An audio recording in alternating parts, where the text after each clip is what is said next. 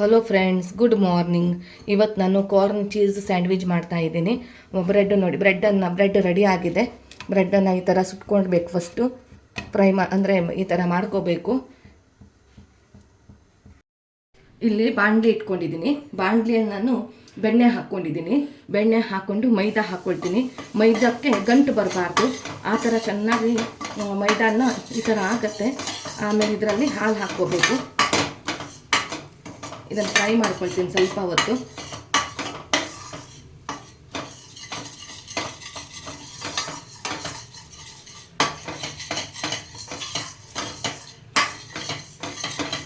ಇಷ್ಟು ಸಾಕು. ಇದಾದ ತಕ್ಷಣ ಇದರಲ್ಲಿ ಹಾಲು ಹಾಕ್ತೀನಿ. ನಾನು 1 ಲೋಟದಷ್ಟು ಹಾಲು ಹಾಕ್ಕೋಬೋದು.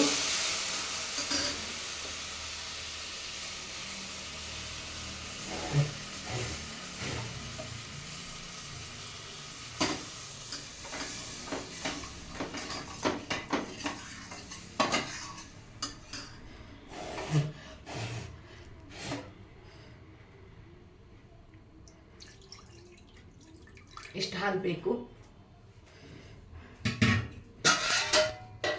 ಇದ್ರದ್ದು ಗಂಟು ಹೋಗ್ಬೇಕೀಗ.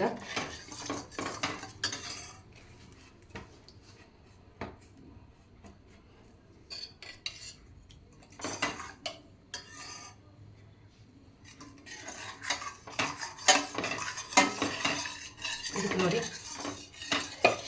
ಇದ್ರ ಗಂಟು ಹೋಗಬೇಕು. ಇದು ಗಂಟು ಇರಬಾರ್ದು.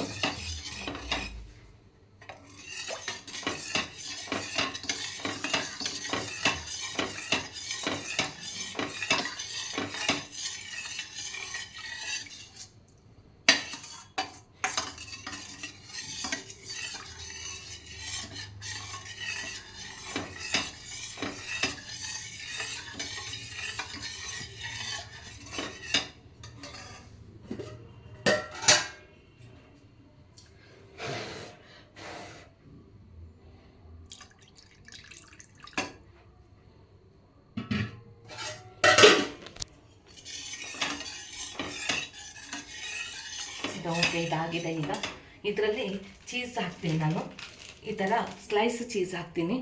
1-2 ಹಾಕಬೇಕು.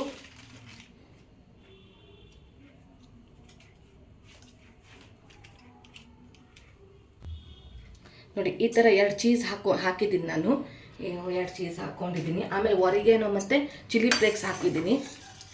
ಇದ್ರ ಜೊತೆಗೇ ಕ್ಯಾಪ್ಸಿಕಮ್ ಹಾಕ್ತೀನಿ. ಅದರಲ್ಲಿ ಬೇಯಲಿ ಅಂತ. ಇದರಲ್ಲೇ ಬೇಯತ್ತಿದ್ದು.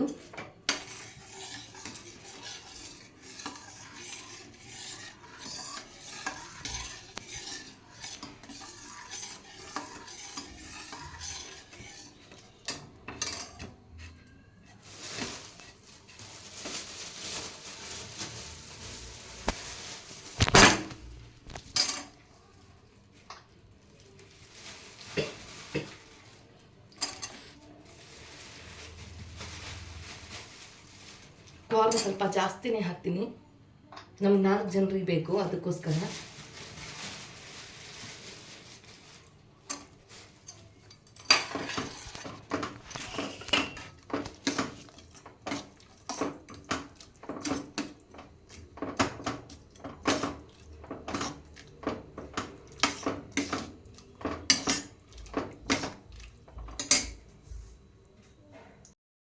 ಈಗ ನಾನು ಇದಕ್ಕೆ ಉಪ್ಪು ಹಾಕಿದ್ದೀನಿ ಸ್ವಲ್ಪ, ಮತ್ತು ಪೆಪ್ಪರ್ ಹಾಕಿದ್ದೀನಿ. ಬ್ರೆಡ್ ರೆಡಿ ಇದೆ. ಈಗ ಏನೋ ಒಂದು ಸ್ವಲ್ಪ ಇದು ಗ್ರೇವಿ ದಪ್ಪಗೆ ಹಾಕಿಬಿಟ್ರೆ ಆಯಿತು. ಬ್ರೆಡ್ಡಲ್ಲಿ ಹಾಕಿಬಿಟ್ಟು ಸ್ಯಾಂಡ್ವಿಚ್ ರೆಡಿ.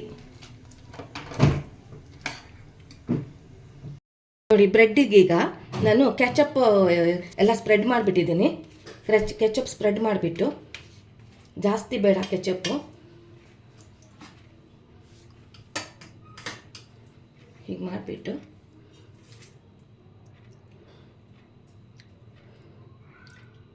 ಬಿಸಿ ಇದೆ.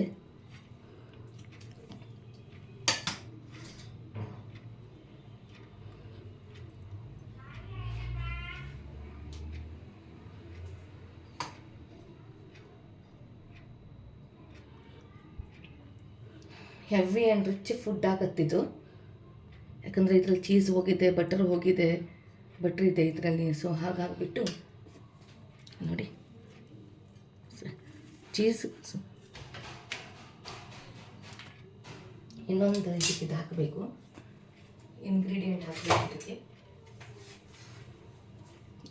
ಇದ್ರ ಮೇಲೆ ಚೀಸನ್ನು ಸ್ವಲ್ಪ ತುರಿದು ಬಿಟ್ಟರೆ ಸ್ವಲ್ಪನೇ ಸಾಕು, ಯಾಕಂದರೆ ನಾವು 2 ಇದು ಸ್ಲೈಸ್ ಚೀಸ್ ಹಾಕಿದ್ದೀವಿ, ಇಷ್ಟು ಸಾಕು.